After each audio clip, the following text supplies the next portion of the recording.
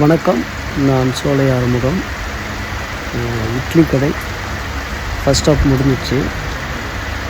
ரொம்ப நல்லா இருக்குது. நேட்டிவிட்டி வந்து ரொம்ப அற்புதமாக பண்ணியிருக்காரு தனுஷ். உண்மையிலேயே ஒரு நேட்டிவிட்டி இவ்வளோ அழகாக யதார்த்தமாக தனுஷால் பண்ண முடியுமா அப்படின்னா முடியும் அப்படிங்கிறத நிரூபிச்சிருக்காரு. ரொம்ப அற்புதமாக இருக்குது. ராஜ்கிரண், அந்த சிவநேசன் கேரக்டர், இட்லி கடை வச்சுருக்கிற கேரக்டர் ராஜ்கிரண் வந்து உண்மையிலே வந்து ஒரு ரொம்ப வாழ்ந்திருக்காரு. தனுஷோட அந்த யதார்த்தமான ஒரு நடிப்பு ரொம்ப சிறப்பாக இருக்குது. அவர் வெளிநாட்டில் போயிட்டு ஒரு பெரிய பணக்கார்ட்ட வேலை பார்க்குறாரு.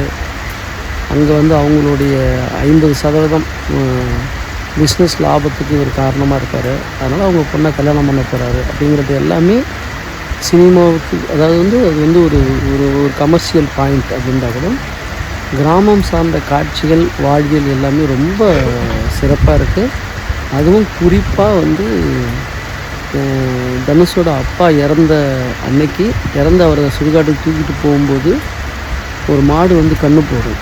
ஒரு உயிர் போனாலும் அந்த ஆத்மா இன்னொரு உயிராக பரிணமிக்கும் அப்படிங்கிறதுக்கு ரொம்ப ஒரு அழகான விஷுவல். ஃபஸ்ட் ஹாஃப் வந்து படம் செமையாக இருக்குது. தேங்க்யூ.